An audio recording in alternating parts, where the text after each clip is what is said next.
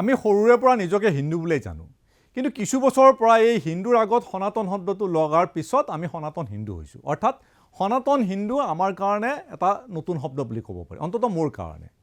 এতিয়া কথা হ'ল হিন্দু কিমান প্ৰকাৰৰ?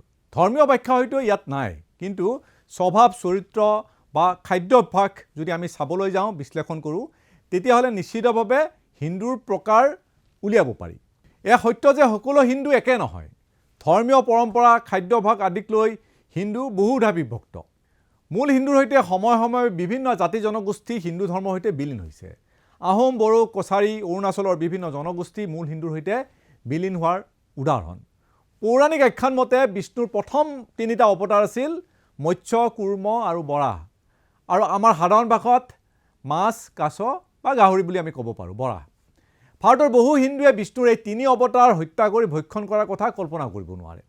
প্ৰধানতঃ দেশত এনে বহু ব্ৰাহ্মণ সম্প্ৰদায় আছে যিসকলৰ বাবে এনেবোৰ শব্দ শুনাটো পাপ। ক'ৰবাত পঢ়া মনত পৰে যে মনু সংহিতাত ব্ৰাহ্মণৰ খাদ্য নিৰ্ধাৰণ কৰা আছে। সেইমতে প্ৰকৃত ব্ৰাহ্মণে সাত্বিক অৰ্থাৎ বিশুদ্ধ তথা পাতল আহাৰে গ্ৰহণ কৰিব লাগে। কিন্তু এই সাত্বিক আহাৰ কি? এই সাত্বিক আহাৰৰ হিচাপত ব্ৰাহ্মণে মাছ মাংসটো বাদেই পিঁয়াজ খাব নোৱাৰে, নহৰু খাব নোৱাৰে, মাছৰুম বা কাঠফুলা খাব নোৱাৰে, মচুৰ দাইলো খাব নোৱাৰে। সুৰাটো বহু দূৰৰ কথা। তামিল, তেলেগু, কানাড়া, মালায়ালী সম্প্ৰদায়ৰ ব্ৰাহ্মণ এই শাৰীত পৰে। অৱশ্যে বৈদিক যুগৰ ব্ৰাহ্মণসকলে হেনো জন্তু হত্যা কৰি খাইছিল। সেই কথাটো যদি বাদ দিওঁ, আমি ক'ব পাৰোঁ যে মাছ মাংস নোখোৱা ব্ৰাহ্মণক আমি প্ৰথম শ্ৰেণীৰ হিন্দুত আমি নিশ্চিতভাৱে আমি থ'ব পাৰোঁ।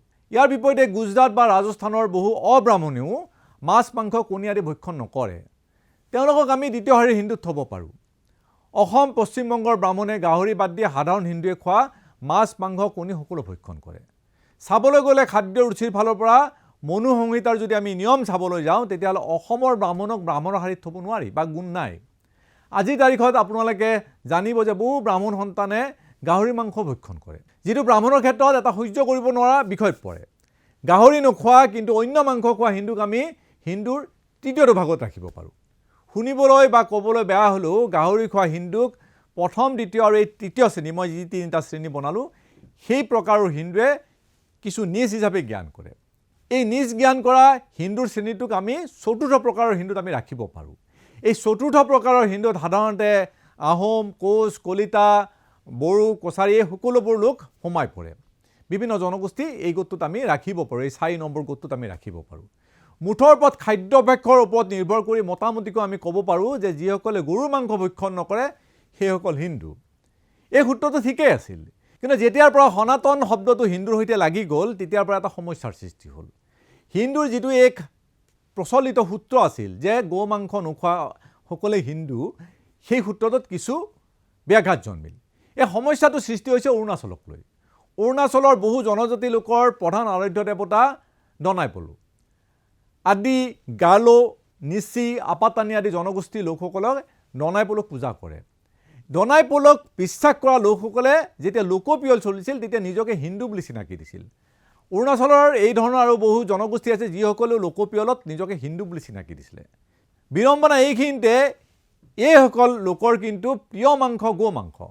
সেই অৰুণাচলত গো মাংস নিষিদ্ধকৰণ আইন যেতিয়া তাত লাগু কৰিব গৈছিল, সেই আইন প্ৰবল প্ৰতিবাদত উফৰি গৈছিল। সমস্যা সেইখিনিতে লোকপিয়লত যিসকলে নিজকে হিন্দু বুলি চিনাকি দিছে, অৰুণাচলৰ সেই আপাতানি আদি, গালো, নিচিসকল, সেইসকল এতিয়া কি হ'ব? RSSে দাবী কৰে যে জনজাতিসকলৰ ৰীতি নীতি ধৰ্মীয় সনাতন ধৰ্মৰ অংগ। সেই হিচাপে RSSে দাবী কৰা মতে এই জনগোষ্ঠীসকল সনাতন ধৰ্মৰ অংগ। অৰ্থাৎ অৰুণাচলৰ যিসকল জনজাতি আছে তেওঁলোক সনাতনী হিন্দু। কিন্তু সমস্যাটো হ'ল যে সেই জনগোষ্ঠীসমূহৰ মূল মাংসই হ'ল, ভক্ষণ কৰা মাংসই হ'ল গো মাংস। তাতেই বিড়ম্বনা। হয়তো গো মাংস ভক্ষণ কৰা তেনে অৰুণাচলী সনাতনী হিন্দুৰ কথা শুনিলে অন্ততঃ আমাৰ মুখ্যমন্ত্ৰী ডক্টৰ হিমন্ত বিশ্ব শৰ্মা জ্বলি পকি উঠিব। কেন্দ্ৰীয় সংসদীয় পৰিক্ৰমা মন্ত্ৰী কিৰেণ ৰিজিজু বুদ্ধ ধৰ্মাৱলম্বী। তেওঁ হেনো গো মাংস খায়। তেওঁ বিভিন্ন ধৰ্মত বিশ্বাসো কৰে, হিন্দু ধৰ্মতো তেওঁ পূজা পাতল কৰে, কিন্তু প্ৰধানতঃ তেওঁ বৌদ্ধ ধৰ্মৰ। আৰু তেওঁ গো মাংস ভক্ষণ কৰে। এতিয়া বিড়ম্বনা চাওকচোন যে চৰকাৰৰ যিজন সংসদীয় পৰিক্ৰমা মন্ত্ৰী আছে, বিজেপি টিকটত যিয়ে জয়ী হৈ গৈছে, তেওঁ আকৌ গো মাংস ভক্ষণ কৰে। তাতে আকৌ তেওঁ কেন্দ্ৰীয় মন্ত্ৰী। হয়তো কিৰণ ৰিজিজুক লগ পালে মুখ্যমন্ত্ৰী ডক্টৰ হিমন্ত বিশ্ব শৰ্মাৰ খঙে মূৰৰ চুলি আগপাবকৈ। আচল সত্য এই যে সনাতনী হিন্দু শব্দৰে অসমীয়া বা উত্তৰ পূব সম্পূৰ্ণ বিলীন হৈ যাব পৰা নাই। গো মাংস খোৱাসকল অস্পৃশ্য হয়নে নহয় সেয়া RSSৰ দৰে সংগঠনেও ভালকৈ বুজাই ক'ব পৰা নাই। গো মাংস খোৱাসকল সনাতন হিন্দু ধৰ্ম হয়নে নহয় সেই সংজ্ঞাটো আজিলৈকে স্পষ্ট হোৱা নাই। তেনেস্থলত মুখ্যমন্ত্ৰীয়ে যেতিয়া গো মাংসক লৈ হিন্দু মুছলমানৰ বিভাজন কৰিছে সেই অংকত কিছু খেলিমেলি ৰৈ যায়। আমি দোধৰ মোধৰত পৰোঁ, আমাৰ দৰে সাধাৰণ মানুহবোৰ মুখ্যমন্ত্ৰীৰ সেই সূত্ৰক লৈ আমি দোধৰ মোধৰত পৰোঁ যেতিয়া তেওঁ কয় যে গো মাংস খোৱাসকল কোনো কাৰণত সনাতনী হিন্দু হ'ব নোৱাৰে। আনহাতে RSSে কৈ আছে যে প্ৰতিটো জনগোষ্ঠী, সেয়া অৰুণাচলৰ জনগোষ্ঠীয়ে হওক বা অসমৰ জনগোষ্ঠীসমূহে হওক, তেওঁলোকৰ ৰীতি নীতি সনাতনী হিন্দু ধৰ্মৰ অংগ। মনুসংহিতাৰ নিয়ম মতে ডক্টৰ হিমন্ত বিশ্ব শৰ্মা ব্ৰাহ্মণ হ'ব নোৱাৰে, কাৰণ কণী, মাছ, মাংস, পিঁয়াজ, নহৰু মুখ্যমন্ত্ৰীয়ে খায়। মাঘ বিহুত মাছৰ সৈতে ফটো ছেশ্যন কৰা আমি দেখিছোঁ। সেই হিচাপত আমি ধৰি লওঁ যে মুখ্যমন্ত্ৰীয়েও মাছ মাংস খায়। গতিকে মনুসংহিতাৰ মতে অসমৰ যিসকল ব্ৰাহ্মীণ লোক আছে, গৰিষ্ঠ সংখ্যকৰ কথা মই ক'ব গৈছোঁ, গৰিষ্ঠ সংখ্যক ব্ৰাহ্মীণ লোকে যিহেতু মাছ মাংস, পিঁয়াজ, নহৰু আদি খায়, গতিকে মনুসংহিতাৰ মতে অসমৰ যিসকল ব্ৰাহ্মীণ লোক আছে, গৰিষ্ঠ সংখ্যক ব্ৰাহ্মীণ লোকে মাছ মাংস, কণী আদি ভক্ষণ কৰে। গতিকে তেনে ক্ষেত্ৰত সেইসকলৰ ব্ৰাহ্মণৰ গুণ মনুসংহিতাৰ মতে নাই। ধৰ্মৰ দৃষ্টিৰে চালে আমি হিন্দুবোৰে ভক্ষণ কৰিব পৰা মাংস তেনেই কম। মাছ, কাছ, গাহৰি বিষ্ণুৰ তিনিটা ৰূপ, সেই খাদ্য হিচাপে আমি বাৰণ কৰিব লাগে। ৰাজহাঁহ সৰস্বতীৰ বাহন, গতিকে হাঁহ আমি খাব নোৱাৰোঁ। কুকুৰাৰ মাংসটো বহুতৰ বাবে অস্পৃশ্য। মুঠৰ ওপৰত মাছ, মাংস, কণী ভক্ষণ নকৰাসকলেহে 1 নম্বৰ হিন্দু।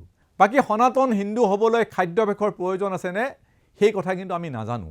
RSSৰ দৰে সংগঠনবোৰো সেই ক্ষেত্ৰত একো স্পষ্ট নীতি নিৰ্দেশনা দিয়া নাই। ধন্যবাদ।